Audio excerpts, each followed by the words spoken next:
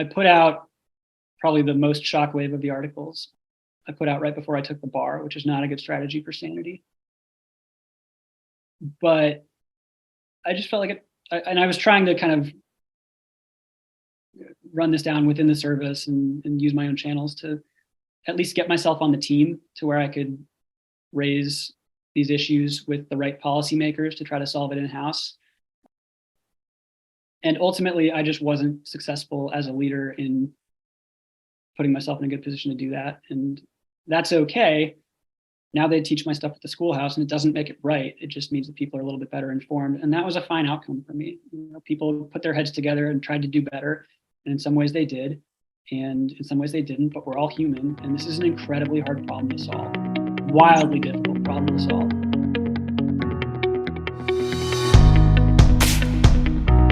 Welcome back, Leg Tuck Nation. Alex, who are we talking to tonight? So today's guest, personal friend, Matt Fitzgerald, captained the West Point climbing team as a cadet, which is where we met, climbed together. He also served as West Point's honor captain our senior year. He won a combatives tournament. He got selected for special forces. Basically, he was doing the most as a cadet. He served in various combat arms roles as an officer before pivoting to the JAG Corps as a lawyer. And while serving as a JAG, he published legal commentary in a bunch of pretty impressive outlets: Lawfare, War on the Rocks, Modern War Institute, Harvard National Security Journal, several others. And then after leaving active duty earlier this year, something pretty cool, he did over 1,000 hours of free legal support to displaced Afghans seeking asylum in the United States. So why are we bringing a lawyer on the podcast if we normally talk about fitness? Because we don't want to go to jail. Yeah, that's a big part of it.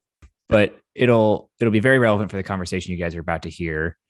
Matt published research that helped catalyze and inform the Department of Defense's recent update to social media policy that it applies to like uniformed service members, Department of Defense employees, everybody. And a lot of it is tied to like the previously very fuzzy and still a little bit fuzzy rules about how service members operate on social media. Some brief quotes from that. It says that DoD personnel will not use their position for private gain. And it says that the use of any reference to one's status, name, image, or likeness as a DoD civilian employee or service member falls within the scope of using your public office for potential private gain.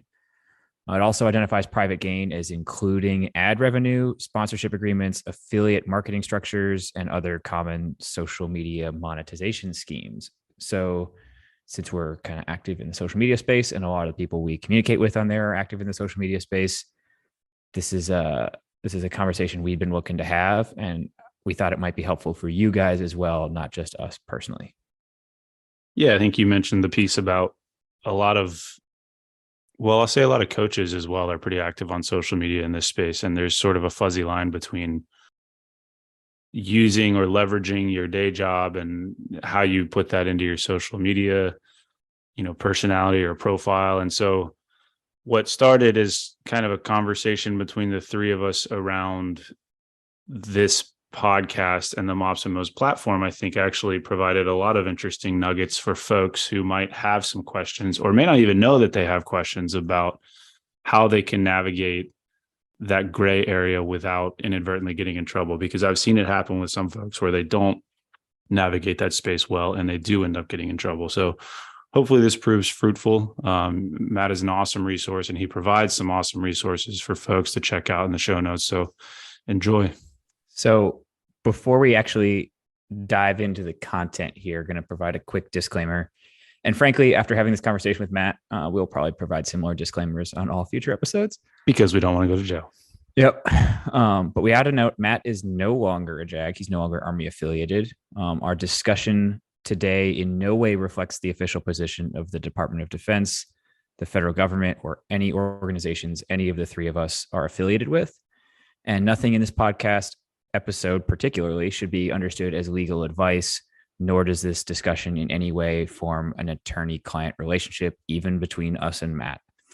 Don't take legal advice from any podcast, but especially don't take legal advice from this podcast.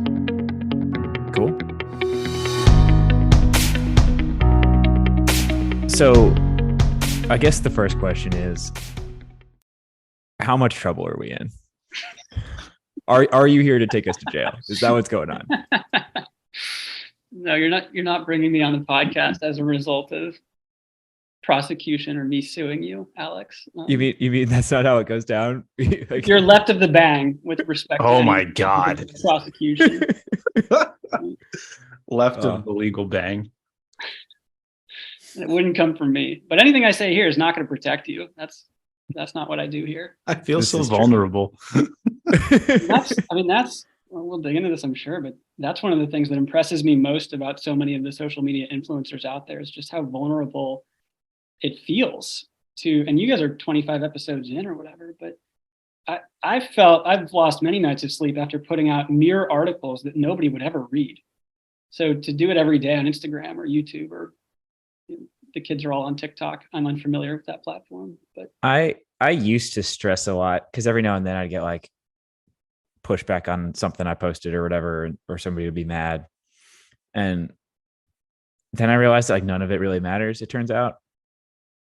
I don't know. Like I was enforcing more stress upon myself, like wondering what I'd done wrong or whatever. And I've finally kind of switched gears into like mostly not stressing unless something real is happening and just kind of taking it as learning experience kind of stuff. I'm not sure if that's the right answer or not, but I think that's just a good way to look at life, right? that's But fair. it has impressed me over and over again when I see, I mean, obviously there are things, if you read the articles that I've sent to you and that will be linked in the show notes, there's things that I've pointed out that are maybe not optimal in the current landscape of digital social media use by service members.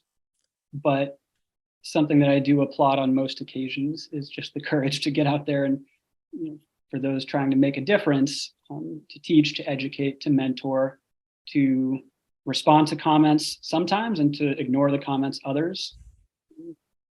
I'm not good at ignoring the comments. That's Yeah, I was one about of my to say flaws. that's not how You this guys maybe works. aren't great at that, but Um, okay. That's okay. But I noticed, it does, as I've kind of looked at this landscape for a few years now, there tends to be a point, I can't tell you which podcast episode it is specifically, but there tends to be a point where a lot of the influencers who do get big just realize that critics are out there and they're in the arena, and that's what counts. So for context's sake, can you just like lay down, like, why did you get interested in this particular area, this particular issue? What led you to like writing the article? What was the drive? Yeah, wow, context. The context is you've done 25 episodes about fitness, 2 states of the pod, and now we're talking about ethics. We're just working, backwards. You guys are trying a new market. I love it. Yeah, I wouldn't say that this wasn't something I always wanted to do. I had a little bit of a background in ethics, and when you go to law school, you inevitably get more of a background in philosophy, although I was an engineer by undergrad training. And then I won't use the phrase dumb infantryman, but an infantryman, we'll say, for quite a while. And then I went to law school. And when I was in law school, I started when I was, I think, 26 years old. Most of my classmates were, I think, 22, maybe 23 in law school. It's not like business school. People tend to skew a little bit younger. And I was coming off of 4 years of pretty much line time as an infantryman. And I was just kind of amazed by how social media was used by this cohort of 22-year-olds. And it was so different from what I was used to. Not that I wasn't working with 22-year-olds in the Army, but I wasn't paying a lot of attention to their social media. I was kind of busy. But in law school, I got a chance to kind of sit back, and I actually got on social media myself again and was witnessing interactions that were just very different than even 5 years prior. And one of the things that I saw that was different was a trend of monetization, meaning making money or acquiring other services, assets, what have you, and complex structures that support those deals on digital social media. And the ad spend is going from, a Super Bowl is a bad example, but television ad space to digital social media. And the services were a little bit behind the curve when it came to using that for recruiting, doing their best, fighting 2 wars at the same time. It's difficult. Eventually, I think services all got on board. But there was a point where I'd taken a First Amendment law class that I loved. I'd witnessed how my classmates who were a little bit junior to me were using social media in a way that at first I did not understand even. And I had to grapple with it a little bit to understand the new landscape. And then I kind of juxtaposed it with everything I'd learned from the academies and in the service about what does it mean to, one, take the oath as an officer of the United States in any capacity, whether DOD or not. And two, what does it mean to selflessly serve if we have these values that we care about? This isn't so much about loyalty, duty, respect, but it is about selfless service. And it is about whether you put the needs of the military above your own as a service member. And I kind of just thought, okay, I could see room for improvement in the rules. The legal landscape was, and I used the word morass in one of the papers. I don't regret that in hindsight, but it's also a very difficult area to regulate because the First Amendment is tricky and digital social media is evolving and commanders are busy with things that matter a lot more than this most of the time. So I dug into trying to fix it. So I think the reason I'm real interested in it, part of the reason I'm really interested in it is because I'm running a social media platform. Don't go to jail. Got it. Yeah.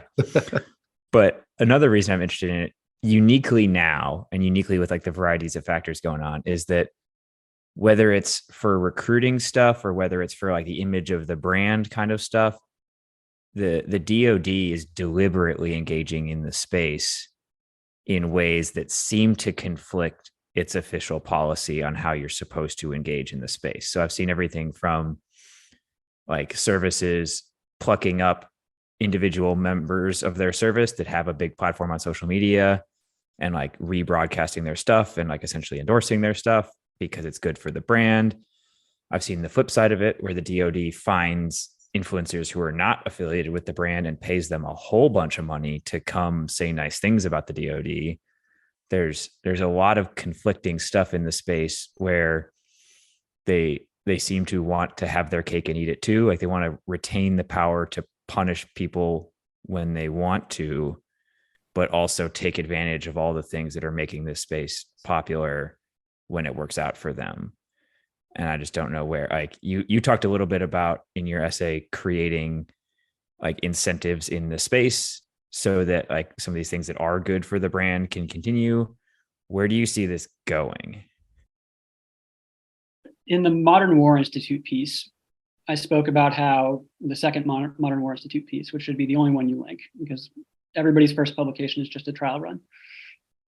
Your first 5 podcasts are just a trial run. But you can tell me exactly what articles to link after this, and I'll put whatever you want. And we weren't a real podcast till we had microphones.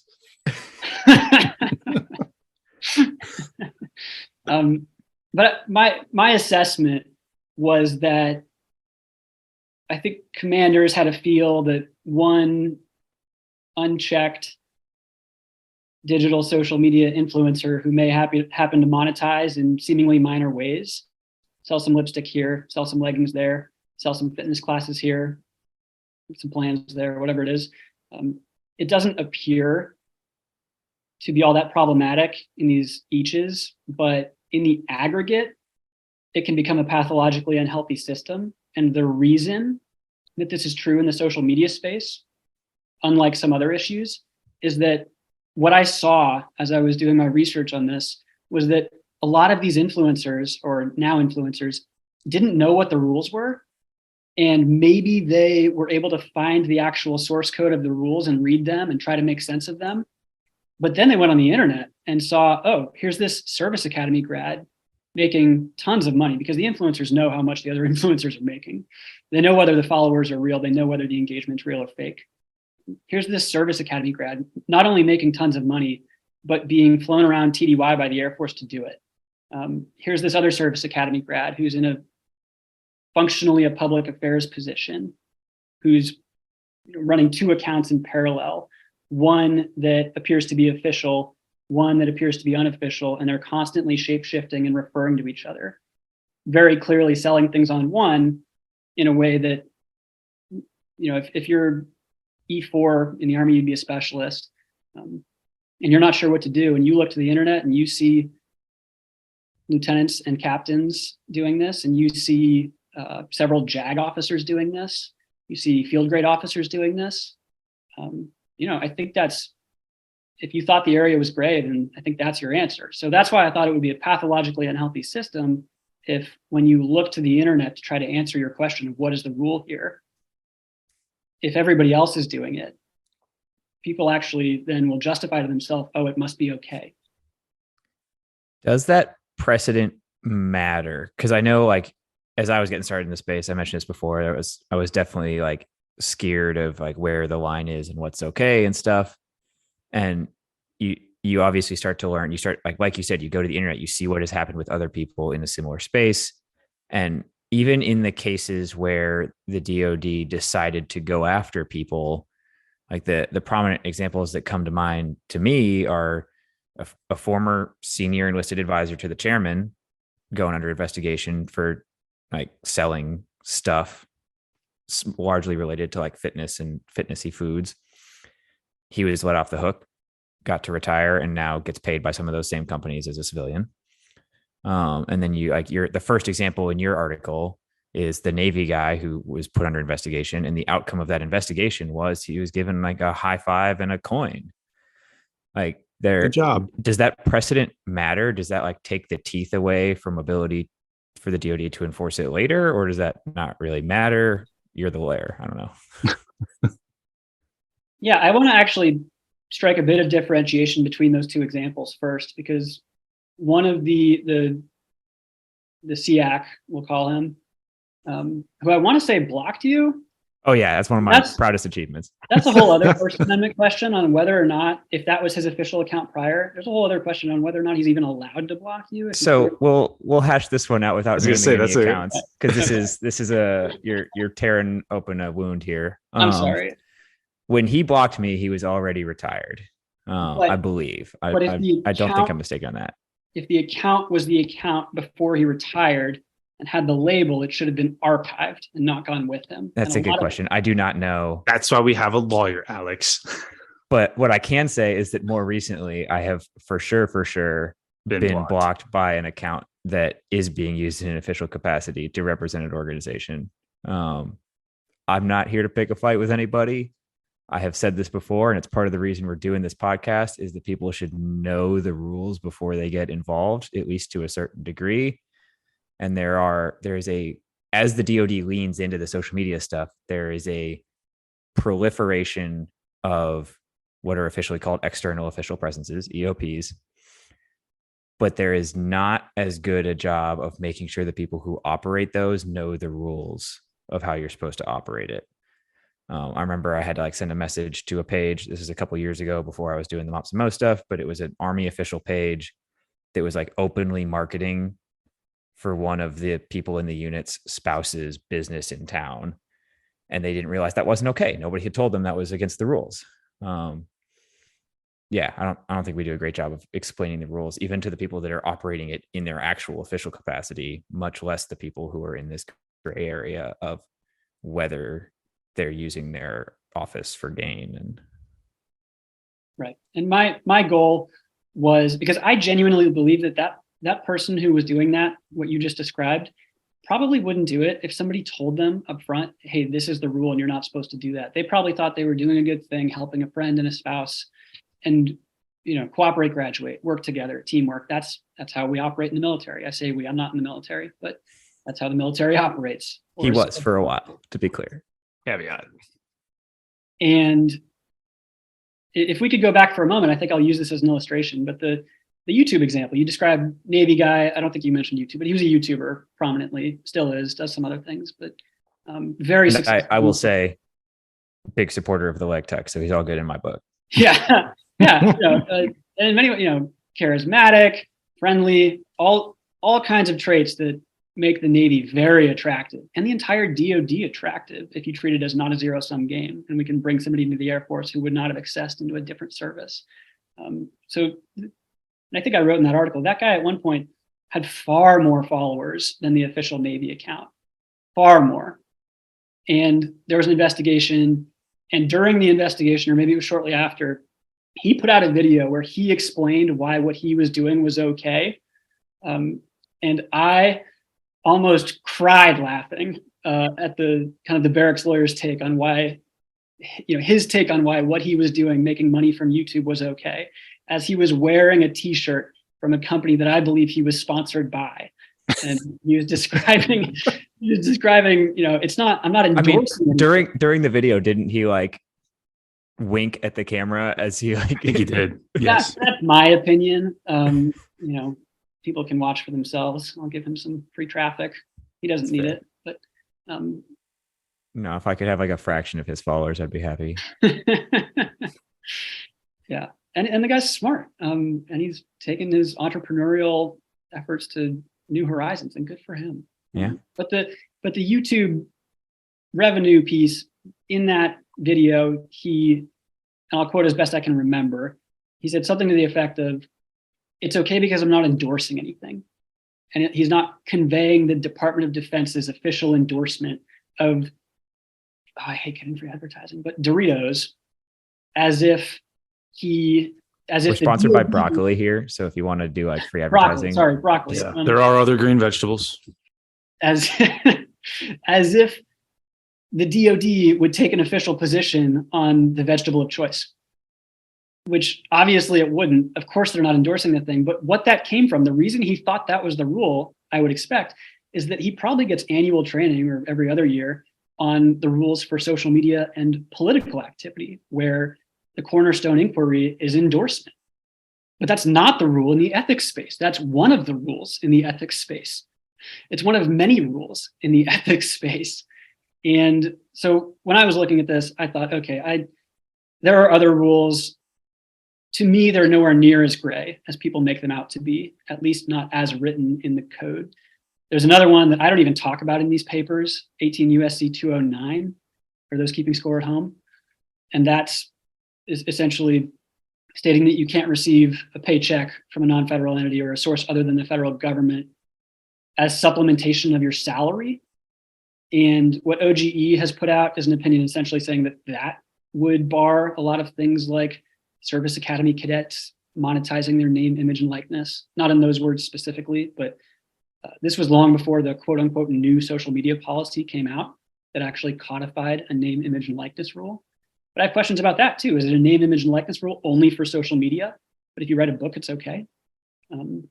Anyway, all of this to illustrate that this is a complex area that's difficult, but it doesn't, the fact that some people aren't sure of the answer doesn't make it gray in my mind. But my opinion only counts for so much. Ultimately, you brought up the book thing, and that's an interesting one because I mean, the military loves books, especially books about the military, and most of those are written by people that have been in the military. And I mean, I guess when I think about the social media thing, it's just sort of the modern evolution, not of books specifically, but of storytelling. And it's the way that we tell stories now. And yeah, there's the monetization aspect of it in the ad revenue piece, but like, I guess the question that I'm asking here is like, is it just more of the cultural fear around social media and the fact that for most senior leaders, it's like a younger generation and there's a fear with that, whereas historically books we're okay with that? Like what's the downside aside from what you mentioned earlier? It does create this sort of negative money grabbing culture, if you want to call it that. Well, Drew, sometimes we're not okay with books. Just to be clear. That's actually, as I said that, I was like, wait a second. I remember a guy named Osama bin Laden and a book about that situation. Yeah, I won't speak to specific facts about that book and that author, and that's not necessarily perfectly related to what I did in-depth research on and made very narrow findings on. But my opinion is that the genesis of our current federal ethics rules came about mostly in the 70s as a response to Watergate. And it took some time for them to percolate and grow, and they were a little bit malleable. And every now and then you get a new rule and then the courts weigh in, and you get a different rule and the courts weigh in. And slowly but surely over time, we get the legal landscape we have today. And it's a mix of what courts have said about the First Amendment and federal employees, what courts have said about the First Amendment and service members, or even what the courts have said, in my mind, about grade school students or high school students and social media, because we don't have a Supreme Court opinion necessarily yet on service members and social media, but we did last term get an opinion on whether a high school cheerleader's Snapchat message, which I think is called a snap, which was sent off campus to the effect of F cheer, F softball, F everything, or something like that. If Brandy at Mahanoy High School could be disciplined for that by her public school. And the Supreme Court said something to the effect of, no, the public school can't reach that conduct. And we don't have an opinion like that for the service. And the First Amendment applies differently to service members than it does high school students. And it applies differently in other contexts as well. I don't want to make this podcast a primer on the First Amendment necessarily, but these rules are iterative over time as the methods people use evolve. And in the mid 2000s, again, the services were deeply embroiled in 2 wars, depending on how you score it. And in, I think it was 2008, 2009, we saw an update to the joint ethics regulation that maybe it was 2007, but I thought by my reading that it would preclude publishing a book, at least while on active duty, for an officer under most circumstances. By its text, it wouldn't have precluded enlisted service members from doing it at that time, but eventually the DoD extended the rule to include enlisted service members, but I didn't see anyone stop publishing their books. But you only see the books that come out, and frankly, I think I'm speaking a little bit beyond my area of expertise in terms of the genealogy of the current rule and everything that happened during GWAT. So you said earlier that you don't think the rules are that gray. I thought that was funny because if you hadn't said that, I would have moments later said the rules are gray, because I've spent some time trying to dig into the joint ethics regulation, and even worse, trying to dig into like that website the Army has that's supposedly the hub for social media policy.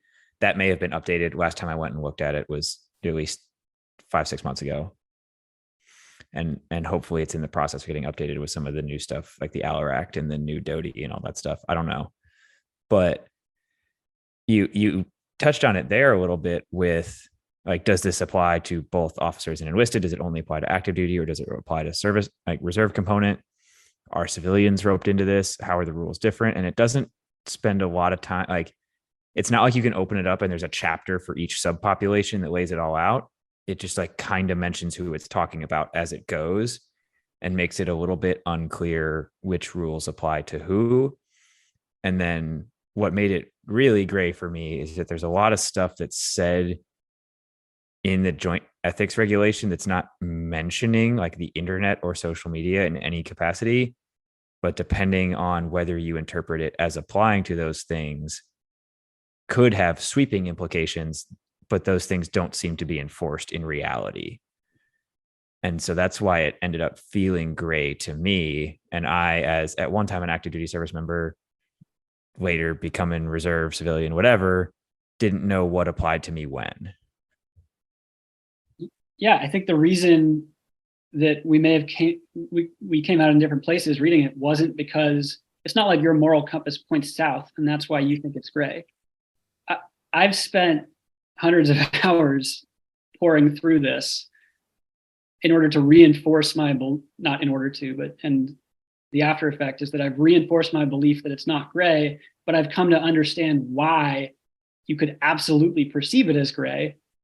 And that's because the services, I think inadvertently and while meaning well, did themselves a disservice in a lot of the rules that came along the way. So what you just described was, you have to look here for this rule that applies to officers. You have to look here for this rule that applies to enlisted. It's unclear where cadets land in all of that. And that's a little bit easier to parse through once you've spent some time studying the law more broadly. Yeah, I think the reason it seemed gray to me is because I'm not a whole big lawyer with a bar and all sorts of stuff that proves that I know how to read that stuff.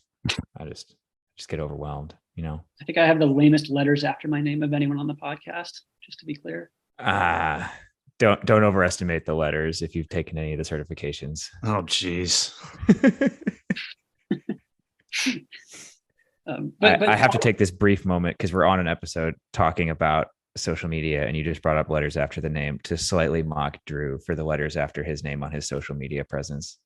I have That is all. 6 CSCS and MS, and that's it. And I don't list anything else because it's a pet peeve, Alex. Okay. And anything else would be, I might accidentally generate. How many is enough letters and how many is too many? Whatever. We're turning this into a podcast about the wrong topic. No. That's the topic I wanted to come on for. How many letters is too many? Probably 6, to be honest with you. In the back of my head, I'm auditioning for a job at DPE. Ooh. Master of the MOT, Master of the Sword. Master of the Sword is going to look at my record as a cadet and immediately not hire me. So, well, he looked at mine, and mine was definitely worse than yours, and he still came on the pod. So that's a good point. Let me ask you. So back to the legal stuff, because we're talking about social media almost exclusively, and I don't know if does LinkedIn count as social media? Oh yeah. This is a great question. But it becomes like the best question. Yeah. Perfect. Thanks, guys. I think this is the best question on two ends of the spectrum, because every time I get, and typically it's like a bunch of 50-plus-year-olds in a room and get to speak to them about this. First of all, 5 minutes of slides in, they're all appalled and none of them realized what was happening. Because they think they're going to jail. No, I don't mean the influencers. I mean the more senior DoD types. That's fair. Is that because they have never seen PowerPoint before? Well, when you look at, I think, Drew, if you look at the end of the Harvard piece, I have an appendix where it lays out with my edits what is happening over time. But you have to look at these things longitudinally to see it, and you have to have an Instagram account to see it. You have to know what an affiliate marketing link is, and it helps to be an attorney with some background in what the rules are for how you can advertise and how you can't advertise, and what the difference is between commercial speech and other types of speech. But when I get typically when I'm able to speak and use a brief 5-minute PowerPoint with the policymakers, the response I get is that they just had no idea that this was happening, and they could not understand the financial things that were going on. And as I saw investigations that played out while I was doing this research, it was clear to me the JAGs also often didn't understand, as evidenced by plenty of JAGs also doing this. And again, that's, I spent a lot of time on this, and JAGs have a day job where they can't spend all that time figuring this out. So I understand it. Now they're teaching more of, I think, my opinion at the schoolhouse, which for my ego is fantastic, but I'm not sure that my opinion is correct. It's just what I believe. So to bring it back to the LinkedIn question, a lot of this comes around are you using your title and your position on personal social media? And LinkedIn is inherently your personal social media, and unless units are operating LinkedIn pages, which I have not seen yet. But there are definitely senior leaders out there operating their LinkedIn in pseudo official capacity. There's plenty of generals on there. I don't think they would say that the statements they make on there are the stance of the Department of Defense. I would think they say that they're their own, but because of the nature of LinkedIn, it says exactly what their position is. And then you also have the weird phenomenon of more junior people trying real hard to engage with those senior people for whatever reason. Some of it's kind of cringy, but that's a separate conversation.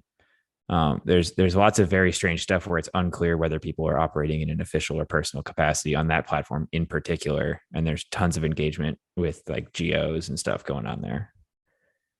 And we've seen geos fired over, I don't know about LinkedIn, but Twitter for sure. And I watched that play out in real time. It's interesting always. And that goes back to the 18 USC 209 question a little bit. That's a financial piece, but when I was looking at 18 USC 209, which prohibits supplementation of salary for basically you're doing your official job, the root question is what is within the scope of your employment and what is not. And I wrote an entire piece in War on the Rocks with Jay Long about how the title is It's Time for the Army to Embrace Telework. Anyone who's published knows that you don't always get to choose your own title, but it was all about how the rules actually aren't even workable anymore for this idea of you're on duty when you're at the duty station, regardless of if you're about to blow .2 from your barracks room, but you're off duty if you're more than 50 miles away or whatever the radius is. And my take is that that is just not workable, almost regardless of MOS at this point. And functionally, we have other rules that are problematic and difficult to wrestle with. And I'm not offering solutions here. I'm just complaining about the problem, which is the line of duty rules, which reservists understand, I think, all too well. On active duty, it's fairly simple. You're pretty much default within the line of duty, unless you're absent particular circumstances. The assumption is you were acting within the line of duty if you got hurt or something else, as long as you were in a legal status of, if you were on pass, you had a pass approved or otherwise. But for reservists, it's only when you're going to and from drill or things like that. So what is a reservist to do if they're running a private business 28 days a month and then drilling for 2 and they take their Facebook down, or antiquated example, or their LinkedIn down for 2 and then they bring it back up? And that's why a line that I argue for is that whatever rule you come up with, first of all, it's got to work just as well for LinkedIn as for OnlyFans. And it shouldn't be discriminating based on viewpoint or content where workable. This is with respect to the ethics piece and the monetization piece. And we do, the services do a lot of work with that. And the new rules do a lot of work with that in terms of what they specify for what is supposed to happen with archiving and account archiving. So pretty much if you're identifying yourself as, for example, the Chief Master Sergeant of the Air Force, is that the title? I'm not in the Air Force. Drew, you're Air Force, or Air Force affiliated. Yeah, CMSAF. That's what if you're CMSAF and you have a LinkedIn page and you identify yourself as CMSAF, my opinion is that that should be archived. But I'm aware that hardly anyone does that, and it doesn't make it right. But my reading of the rules is that at a minimum, we have the resources to hold the most senior leaders to account on things like that, and then it may trickle down. Do you think, and I'll sort of tie this to like what our podcast is normally about. So a conversation I've had with people before is that there's no way for policy to keep up with technology. It's just not built to be that way. And an example of that is the services are like reckoning right now with body composition and trying to incorporate, if appropriate, some newer methods of assessing body composition. And they're trying to like modernize this stuff. It takes time. People are frustrated at how much time. Got it. But, and again, it's been 6 months since I looked at it, but last time I looked at that Army social media thing, it was like missing several major platforms that have come out in the last 5+ years. And it was like trying to explain what a hashtag is. And it was like clearly a person who had never used social media trying to define the term hashtag. And it's just painful to like even try and digest it. So like if expecting like 18, 19-year-old kids in the barracks to like go to this page and try and interpret what it's supposed to mean for them and what they're allowed to do on their social media, and they don't find any of the platforms they're on, and all they find is like boomers talking about stuff that they don't understand. MySpace. How are they supposed to use that? Yeah, Alex, you referred to this earlier too, in terms of trying to figure out where the rules are. And first, I'd like to stand up for my beloved United States Army, because I think the policy you're referring to was the Army's social media policy, not the DoD rules, but the Army's specific policy. If you logged into the Army website, if you Google Army social media policy, it would take you to a website that in the FAQ towards the bottom, it said, is there a social media guide or something like that? And then below that, you had to click a drop-down menu where it said, you're looking at it, ! Possibly some typos. But in defense of the Army, all of this originated in, I think, around 2012 from what I saw. And the Army was really busy with very important missions at that time. So this was a bit of an afterthought. And the rules the policy that got written around then had a lot to do with bullying, because that was one of the points of effort from the very top.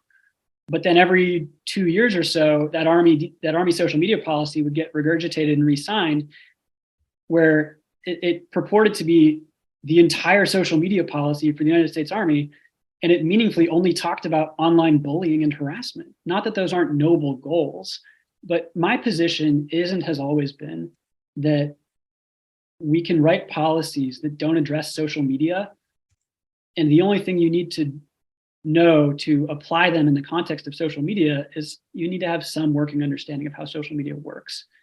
And that is a piece that makes this whole space difficult, because in order to enforce rules, such as in the ethics space that I talk about, it really takes a commander or a JAG who understands how the social medium in question works. If there's linked content or something is being sold 2 pages over, how attenuated is that? What are the First Amendment considerations? Is it tied to the person's service or not? And that's where we start to have more of a moral compass question, where it could be gray, where I take the position that if you're discoverable as a service member basically anywhere on the internet, you don't get to leverage that and monetize it in some other medium. You can't have a big YouTube following. That's a bad example. You can't have a big Instagram following and then only monetize the YouTube where you direct people. So you just kind of answered a question I was going to ask. I'm going to ask it directly just to like walk in your answer a little bit. Is it possible to have any presence on the internet where it is possible to identify who you are and still have a presence somewhere else on the internet that isn't to some degree tied to your office? So I'm not a judge and I'm no longer a prosecutor, and I am no one's commander and no one's JAG, so this can't protect you. But there is case law that suggests that, at least in one case, a service member's conduct was, I think it was not necessarily conduct unbecoming or not service discrediting, was the narrow holding, even though he was identifiable on the internet as a paratrooper, I think it was. This is back in the AOL chat days. And recently, and I don't know all the facts on this case, I just briefly looked at what's open source. There was a academy cadet, I won't name which academy, who was, I'm not sure if they fully got kicked out of the academy, final action taken, or if they were just suspended, awaiting getting kicked out.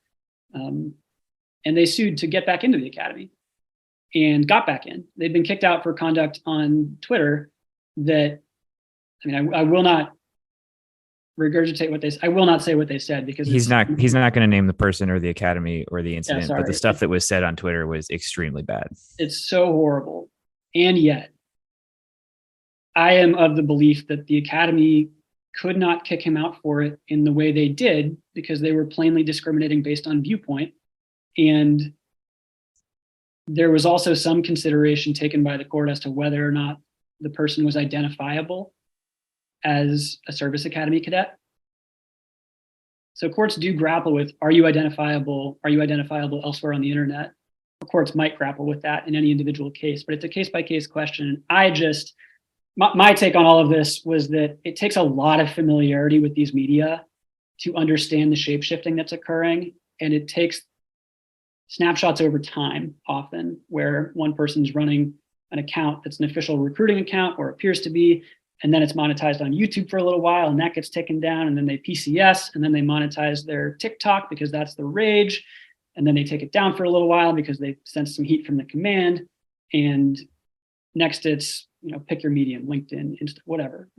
So that brings me to a question that's not related to monetization at all, but I see it all the time. I'm not sure, in like a Mops and Mo's mindset, I'm not sure it's effective for what they want it to be achieving. But all these NCOs that I know get put on orders to go be recruiters. And as soon as they get to their recruiting station, they like suddenly decide that their personal social media presence is now their recruiting social media presence. So now they're like trying to recruit and like highlighting people who just signed up, or like sharing what the latest bonuses are and stuff on their personal pages, clearly for recruiting. And like, I don't think it's actually working, because all their friends on Facebook already know they're in the military. Most of their friends probably are in the military. I don't think there's a huge number of like high school juniors that are friends with them on Facebook that are seeing their posts. Like, I don't think it's getting to the audience that they're trying to get to.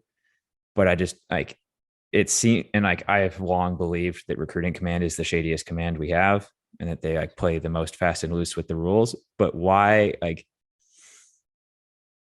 are they encouraging that stuff? And is it okay for them to encourage that stuff? I'm pretty sure there were recruiters that are like active on TikTok, even during that period where there was like a mild crackdown, but now we're not really serious about it. I don't understand any of that. I don't know if there was a question there. It was just No, confusion. and the direction I actually want to take that, because I worked at one of those commands for a short amount of time and was heavily involved. That's one of the things that kind of made me so interested in the social media piece, because it's a really hard problem to solve. How do you recruit enough able-bodied people to secure a nation? That's a really hard problem to solve, and social media is one tool among many to do so. But what I'd be interested in speaking about is, you can think of recruiting as every recruiter who goes to a brick and mortar building and then sends, communicates with high schoolers, whether through an official phone or not, on DMs. Or you can also think about those special units that are competing in fitness competitions or playing video games as part of the recruiting mission, but under a different banner. And those units I found the most problematic from an ethics perspective, and still do. And I'm not sure, some people argue that the ethics rules apply differently to them because, for example, the social media rules say they apply differently to them. But my take is that the social media rules can apply differently to them, but the ethics rules can't. You need an exception to policy for that. My position is that if a rule applies to you and you don't want to obey it, you need an exception to policy. Just what I think. But in those, if you're participating in CrossFit competitions on behalf of the United States Army, do you get to wear any brand on you other than the United States Army and make money from it? If you're going to wear Nike shorts because you prefer Nike shorts and the Army lets you, I don't have a problem with that. My problem is with the incentive. Well, and there's a huge question there of like, when the sponsorship appears get tied to the event, right? Because like, is it only what you wear when you're in the arena during the competition? But like during your train up, it's maybe on your time, maybe on the Army's time. It's unclear. Can you start to like represent other like that? This is why I think some of these are gray. You might disagree and think they're not very gray. And the clear answer is just don't do any of it. Just wear unbranded clothes. It's confusing territory.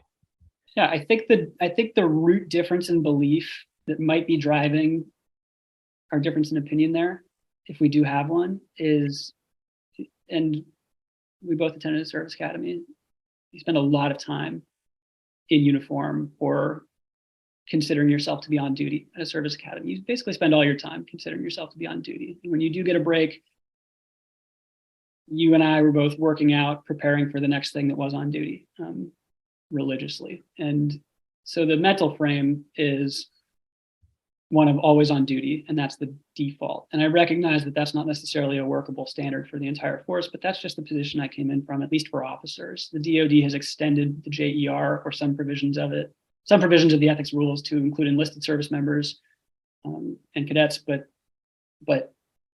my position was pretty much default on duty unless you can fully separate everything from your service-connected identity.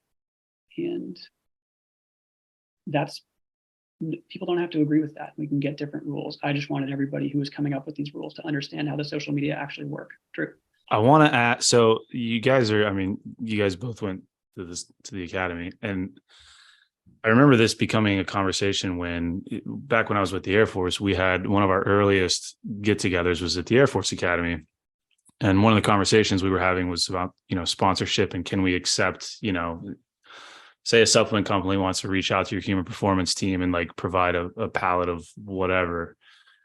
And there was some questions around that. And I remember we were actually meeting in the Air Force Academy's football room. And so they had the two mannequins on either side with their uniforms. And very obviously these uniforms are provided by, I'm probably getting this wrong, Nike or Under Armour.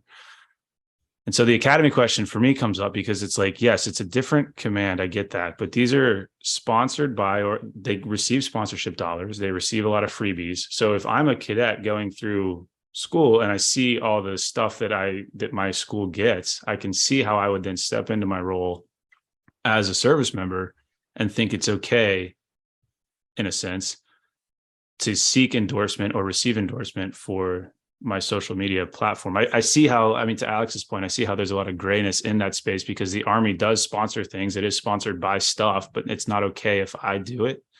I guess, I don't know if there's a question there or just more of a talking point around when is it okay and when is it not? I love that Drew perused my paper, spent 50 minutes here on a podcast and found the glitch in the matrix, which is that the service academy sports teams essentially fall under a federally owned corporation. I love that glitch. Which is It's a my whole favorite different- glitch. Whole different beast. That, I mean, it doesn't exceed the scope of this podcast, but in the 19 hours of content I have remaining, it's not the highest priority, but it's a good point. And you're right that a lot of the difficulty here is, and a lot of what I am pushing for is uniform enforcement is important and uniform rules are important in a space where the First Amendment applies, because the First Amendment doesn't really apply if a soldier in Charlie 225 gets a DUI and gets treated differently than a soldier in Bravo 227. That's within a commander's discretion. There's no First Amendment at play. But if speech is curtailed by the federal government, the First Amendment's generally in play, whether or not it was commercial speech or merely prohibiting somebody earning money, if that's even speech at all, is a question mark. But Drew, you've identified like just how difficult this is, right? Because we've decided that for recruiting and retention and all sorts of other reasons, we're better at securing the nation by virtue of having academy sports teams. And the best way to do that ethically, so far that we've found, appears to be putting them under the banner of a federally owned corporation. At least I think that's how it works. And I think the Modern War Institute piece, I got a call a few days after from one of the academies who'd been tapped on the shoulder by Congress, I think, and basically a program that they'd tried to run that I highlighted 30 days later was getting shut down. But even within the people who are within those corporations trying to make those teams function see this and they say, why are we not on social media? People love us. We're an academy. People want to go here. That there's so much room to bring in better athletes by helping them monetize what they're doing here. And essentially the position paper that came out was no service academy cadets can't do that.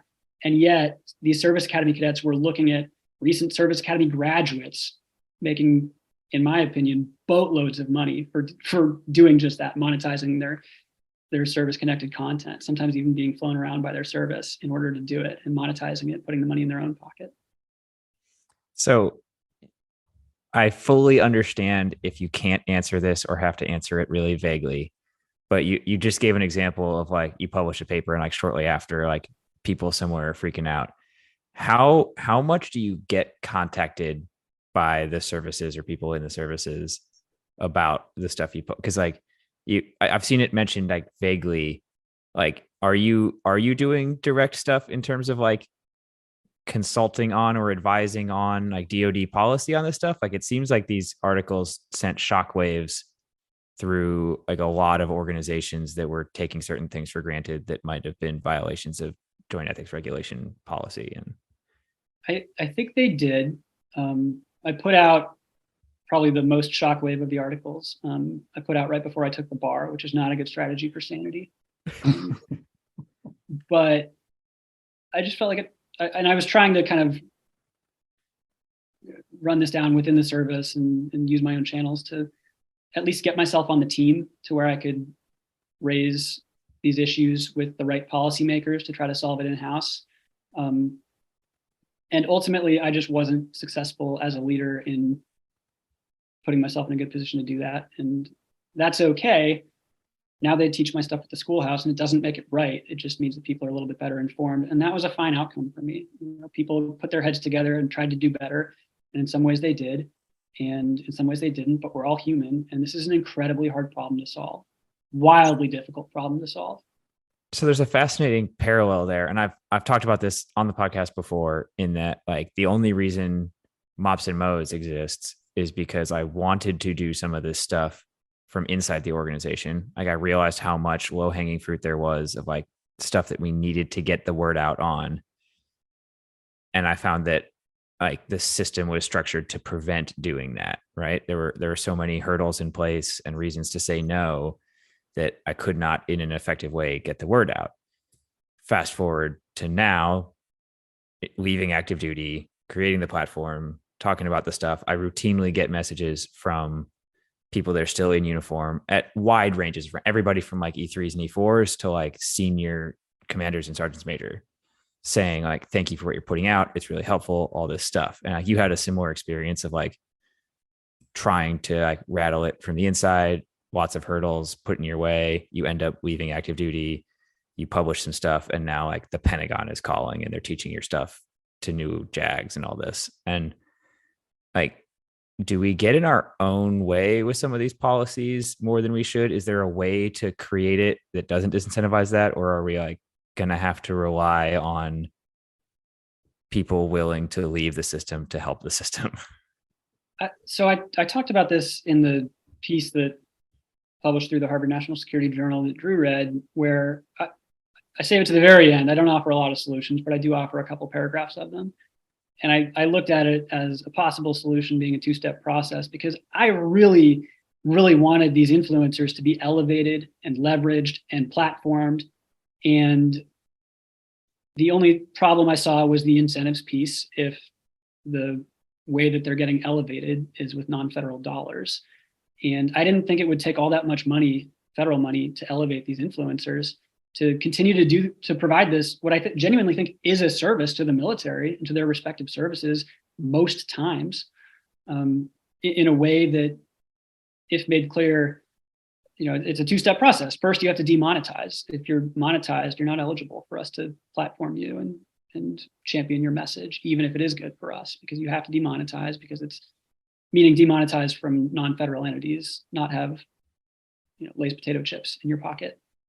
Or McDonald's, or now I'm giving a bunch of free advertising, but these are all, well, McDonald's at least is one that I've seen with an Army officer, for example, where I'd anyway, but it's a two-step process. The first is demonetize. The second is we can champion you as the service. And one of my biggest regrets leaving active duty is like, anybody can write an award for anybody. And I never wrote an MSM for Henry Villarama, who in any given Instagram post did more for the Army than I did in my entire career.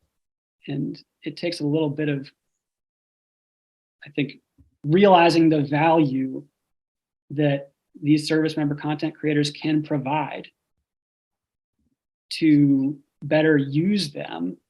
But I just saw it as a two-step process. You can't just decide all of a sudden we should platform them, regardless of whether they're monetized. So since you dropped his name, and since you did get approval from him to drop his name before you came on the pod, and I talked to him before you came on the pod as well, going to take this moment, well recorded, to throw the gauntlet down real briefly. Henry, I don't know if you listen to the pod, but I'll DM you later if you don't. Hey, we're going to get you an award for the stuff you're doing, because it's absolutely ludicrous that you don't, given the like massive scale of impact I've seen your work have and like the places it's popped up and the value it's provided. I don't know what it's going to take, but I'll write the 638 and I'll get it into the hands of the right person to process it. We're going to do that. shout out Henry. That guy does more for the military in any given post than I did in my entire career. And I like to think I did a fair amount in my career, but Has anyone been given an award for social media posts?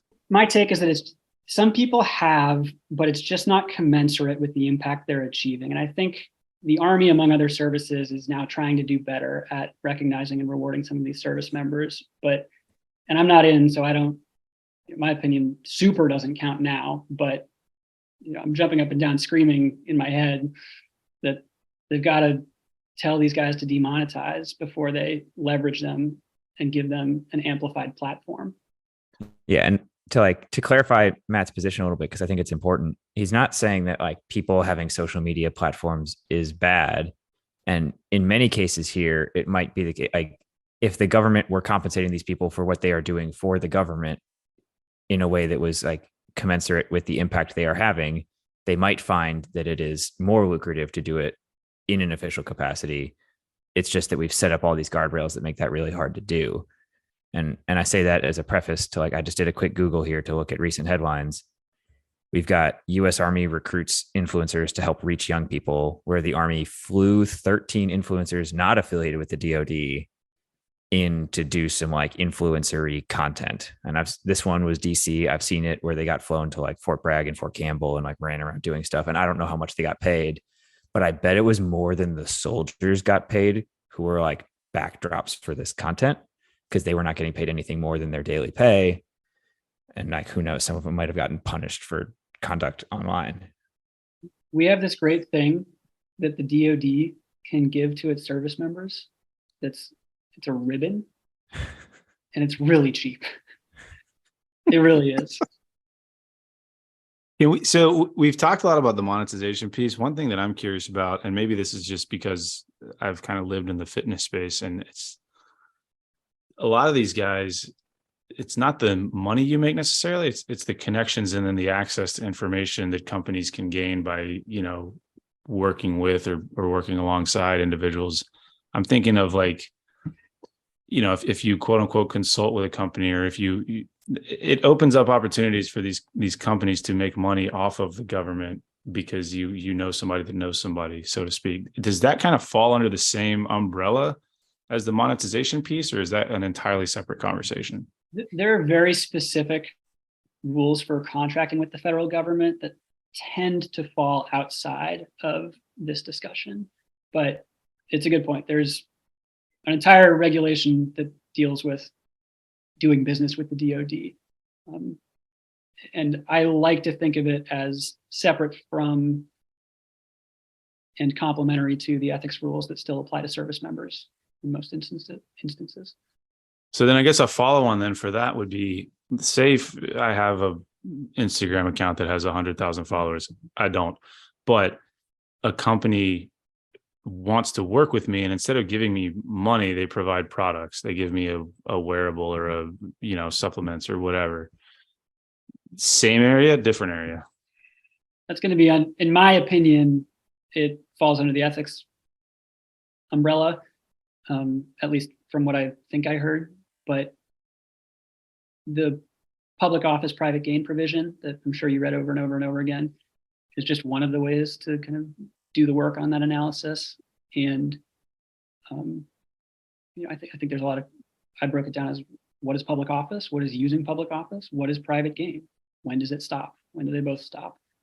Alex loves the example of LinkedIn because it's a great place to test that. People aren't really thinking about monetizing LinkedIn immediately. Most people aren't selling ads on LinkedIn, but eventually your LinkedIn has some value. Several previous senior leaders from my organization now work for companies that were doing business with my organization before they retired. And a lot of that kind of stuff happens right out in the open on LinkedIn. Yeah. I really, Drew, I see what you're getting at, and I really can't speak to it. No, that's totally fair, because I mean, the reason I wanted to touch on that is because I'm just thinking in my own kind of network and networks adjacent to mine, like, yeah, a lot of times the conversation comes down to the money piece, but there's also a lot of, we'll call them influencers, that may not necessarily be cashing in financially, but there's other ways that you can leverage your platform for gain. And I say that just, contractors, civilian, active duty, and maybe again, it's my own little bubble of the fitness space, but that seems to be pretty prevalent. The examples that I was most concerned with, and I'll use kind of an old school example. It's not exactly what you were describing, but it used to be that we had these hard stand recruiting buildings, and that's where you would go if you wanted to sign up, and you wouldn't start with the internet. You would just go there in your local town. And if you talked to, we'll say Sergeant Johnson at the recruiting depot, and you're all gung-ho about your 11X contract, and he's going to hook you up, and we're so excited, you can ship next week. But wait, before you go, you got to get a direct deposit account because you need that to sign up. Go to the local bank on the corner. By the way, tell them I sent you. And Sergeant Johnson gets $50 when that referral occurs. That's really the transaction that I was more concerned with, except now it's playing out on the internet. And it's true that there are some connections-based things and may turn into a full-blown job when you're out of the military. I wanted to, whatever rule you make, it has to be workable. And in my mind, one rule that might be workable, and it's certainly probably going to be iterative, one rule that might be workable would be cutting the line off at active duty versus any other status. Where if you're on active duty, this name, image, and likeness rule applies, but if you're not on active duty, it doesn't. I'm not saying that's the rule, just to be clear. That is not the rule right now, but in my head, maybe that's one way to make the rule workable, because it ultimately, you do get influenced by serving in the military, especially as rank might increase. And it's not necessarily a bad thing to grow influence on social media and to take advantage of the connections later on. but there are ways to do it that we've deemed permissible and ways that we deemed impermissible. Each is a fact specific scenario that requires consultation with your own attorney, not me. And it's worth clarifying again that Matt is not giving us or anyone listening legal advice here. It's far too expensive for this podcast. I wanted to Purely give fitness advice, and Alex wouldn't let me. We can hit some of that at the end. Don't worry. I do want to share one. This came up as I was like looking for examples as we're talking, and it absolutely astonishes me because it's like the whole article is like 5 paragraphs long, and it's hilarious and amazing and extremely Army. But a recruiter used Cameo to get the Island Boys to do a shout out for the Army. So do you have it? Can you play the song? I don't have the video. I'll find it. Man. I'm sure it's findable. I can post it on Instagram later, which is funny to say in the context of a conversation about social media. Yeah, like, follow, subscribe. But they got the Island Boys to say, big shout out to Staff Sergeant Temez. You're changing lives, giving out $50K, bonuses, paid vacation, free college. Dude. So it's explicitly recruiting via the Island Boys. Are they still a thing? I have no idea. I'm only vaguely aware. I can picture them in my head, but I don't know like why they're famous or anything. I don't understand it. But Recruiting Command did come out and say like this was not authorized by us. We forced them to take down the video. Also, we forced the recruiter to shut down his TikTok account because that was not authorized, that he had a TikTok account, all this stuff, right? So like Recruiting Command came out and squashed it. But then the second half of the article is the spokesperson for Recruiting Command saying we do have a robust influencer program. We bring in fitness influencers, whoever, social media influencers to like do these activities where they go skydiving with the like parachute team. They like, get to shoot with the Army Marksmanship Unit, all this cool stuff. So we're clearly paying a ton of money to non-service members who are influencers as their like whole profession, but then standing in the way of the organic influencing that our own people are doing. I don't know. It all comes back to like what's going to have the best outcome, big picture. And I know we have to set up some rules and people have to abide by those, and they don't want to be double dipping and all that stuff. But it seems like we're getting in our own way and spending more than we have to for less actual impact. I think you're right about that being the right question to ask if you want the DoD to be a more competent service with a higher degree of integrity. But the only piece of the pie that I focused on was if there's a company commander who's trying to grow her influence and a recruiter who's trying to grow his, and they're constantly tagging each other from the recruiting account to her official or her private account, we'll call it, her existence as a non-federal entity, we'll call it.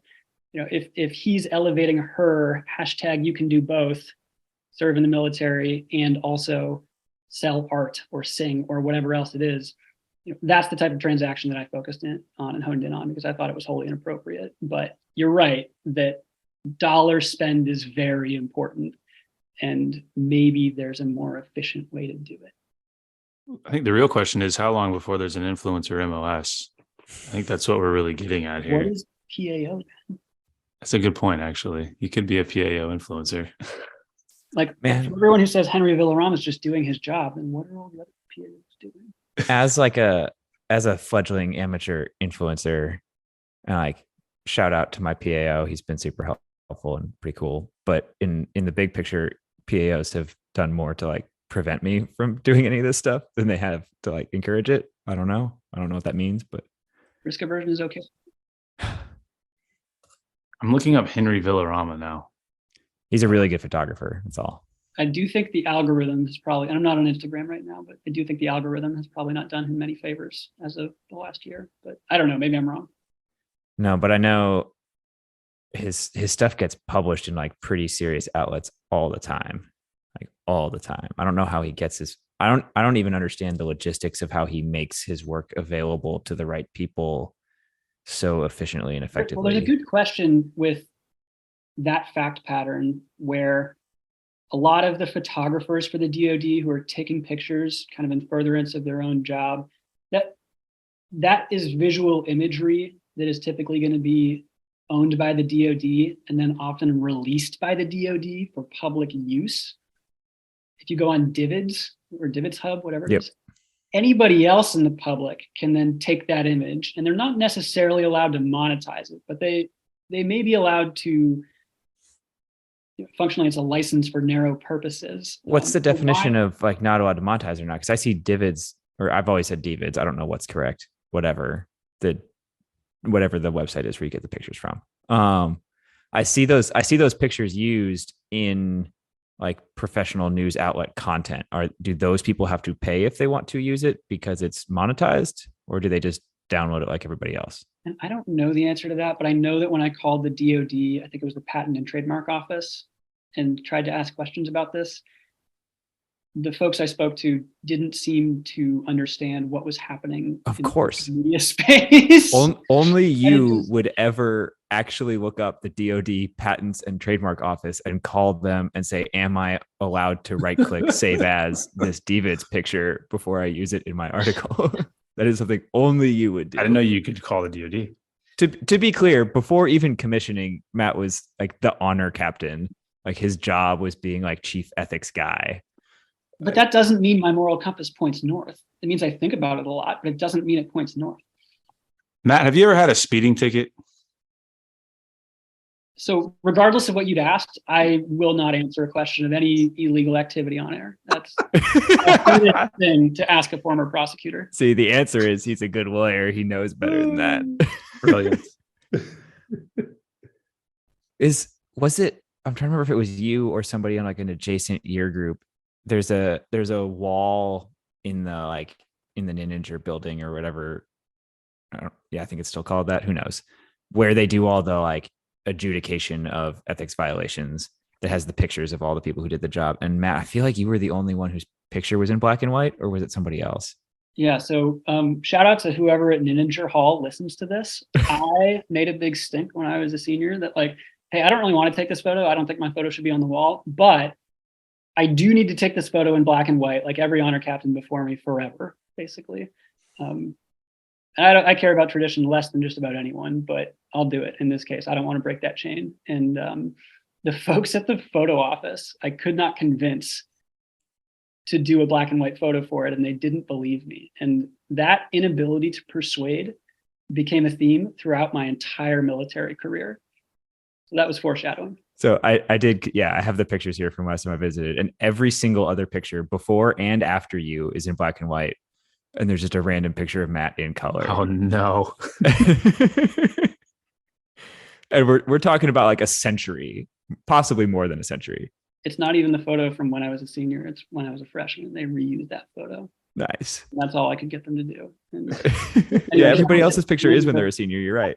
I'll drive out there. I'll take a new photo. I'll find my old folders. I don't care. It can't be that hard to find a senior photo and turn it black and white. Like that. I might have a beard and long hair, but I'll take a new photo. Oh, yeah. Well, I think we're approaching that hour mark. You said you want to talk about fitness stuff. What do you want to talk about fitness stuff before we go? Well, really, I want to talk about accessions and who we're bringing in, because I think there's a lot of talk about it. This is a big one. Well, we're gonna have to cover it in like 5 to 10 minutes. So how do you want to knock this one out? Yeah, basically, there's a 2010 or 12 TED talk where we talk about how Americans are getting less fit, and this was Hertling. I'll just name him. Yeah, we've talked about Hertling's talk before. And my take is that only matters if the denominator is constant or shrinking, meaning if the number of people available to access who are in the target age group is staying constant, the percentage of them then becomes relevant. But the percentage is not that relevant if it's a small change in the percentage, but that group of people doubles in size. And my concern as I start to look at numbers is that we're actually also, it looks like we will have a fairly stagnant, if not maybe shrinking population that we can even have available to access in the military. And I've spent a lot of time in the last year working on some immigration policy, essentially, to try to expand the pool to include some lawful permanent residents who are in the country, who are pre-screened. Many of them come, I remember there was only one college degree in my platoon when I was a rifle platoon leader, and it was mine. I had wonderful soldiers.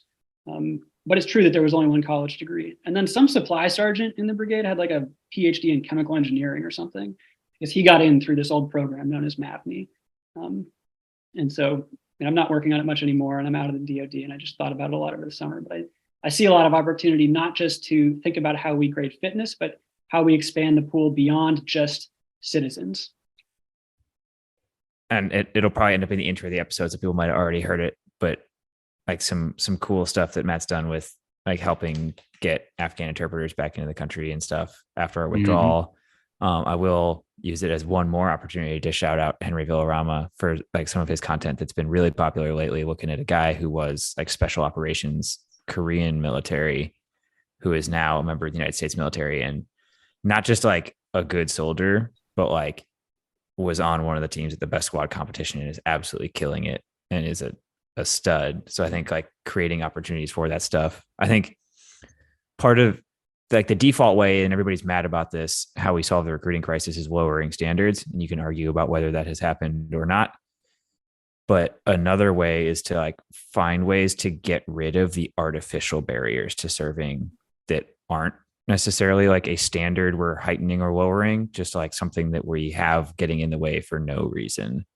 And I think there are plenty of those. And I think some of the quote unquote standards we have are dated. We've talked about this a little bit here, but like if you've received any kind of behavioral health care, it's going to be really hard for you to join the military because of kind of dated thoughts on who receives behavioral health care.